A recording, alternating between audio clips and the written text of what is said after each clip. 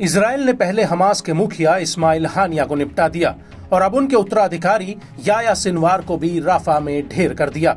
Sinwar की मौत के बाद इजराइल इसे अपनी एक बहुत बड़ी जीत मान रहा है। वहीं दूसरी तरफ लेबनान का हिजबुल्लाह नसरल्लाह की मौत के बाद घायल शेर की तरह इजराइल के ऊपर ताबड़तोड़ हमले कर रहा है। हिजबुल्लाह ने युद्ध शुरू होने के बाद से इजराइल के भीतर कई बड़े हमलों को अंजाम दिया, जिसमें आईडीएफ को तगड़ा नुकसान हुआ है। और इसी कड़ी में अब हिजबुल्लाह के लड़ाकों ने आईडीएफ पर एक बहुत बड़ा अटैक किया है।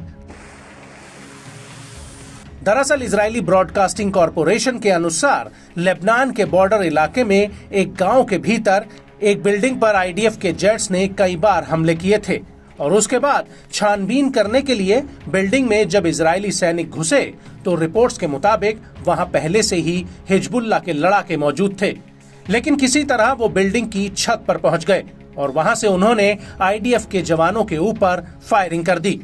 इस हमले में एक कंपनी कमांडर समेत 5 इजरायली अधिकारियों के मारे जाने की खबर है और बड़ी संख्या में इजरायली सैनिक घायल हुए हैं, जिनमें से 9 गंभीर रूप से घायल हैं।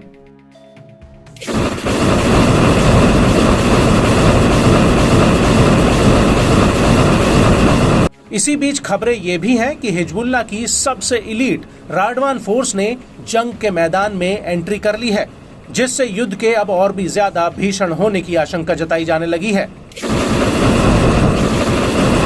आपको बता दें कि जब हिजबुल्लाह के लड़ाकों ने ये हमला किया तो उस वक्त रफा के अल रयान इलाके में अल कासिम ब्रिगेड ने भी आईडीएफ के ऊपर एक बहुत बड़ा अटैक कर दिया।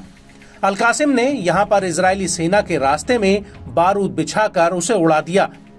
अल कासिम ब्रिगेड ने इस हमले का एक वीडियो भी जारी किया है, जिसमें साफ दिख रहा है कि दूर आईडीएफ के कई सैनिक पैदल चल रहे होते हैं और उनके आसपास काफी मलबा रहता है। और इसी बीच हमास का एक लड़ाका एक पर्चे पर आईडीएफ की पोजीशन को चिन्हित करता हुआ दिखता है और फिर ये लड़ाका आईडीएफ के जवानों को टारगेट पर लेता है और उसके कुछ ही सेकंड बाद जमीन के नीचे से जोरदार ब्लास्ट होता है, जिसमें चारों तरफ धुआं ही धुआं फैल जाता है। इसके बाद आईडीएफ के जवान वहां से भागने लगते हैं।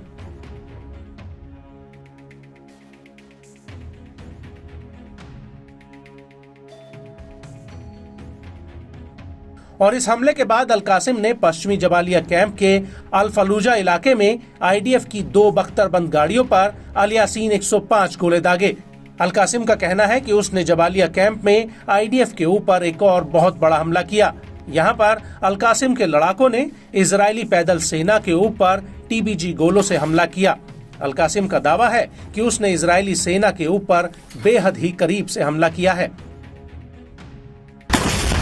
आपको बता दें कि अल कासिम के हमलों के बीच लेबनान बॉर्डर पर हिजबुल्लाह के लड़ाकों ने भी मोर्चा संभाल रखा था। हिजबुल्लाह का कहना है कि उसने किर्यत शमोना पर रात के अंधेरे में रॉकेटों का एक जत्था फायर किया और इस हमले के बाद उसने अल लबोने हाइट्स पर गाइडेड मिसाइल से आईडीएफ के एक मेरकावा टैंक पर हमला कर दिया।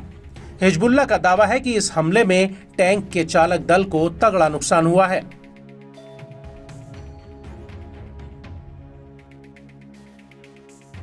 और इसके तकरीबन 1 घंटे बाद फिर से इसी इलाके में हिजबुल्लाह ने एक और मेरकावा टैंक पर गाइडेड मिसाइल फायर कर दी और इसके बाद सुबह होते होते हिजबुल्लाह के लड़ाकों ने आईडीएफ के ऊपर सदाना इलाके में इजरायली सैनिकों के जमावड़े पर कई राउंड्स रॉकेट हमले किए।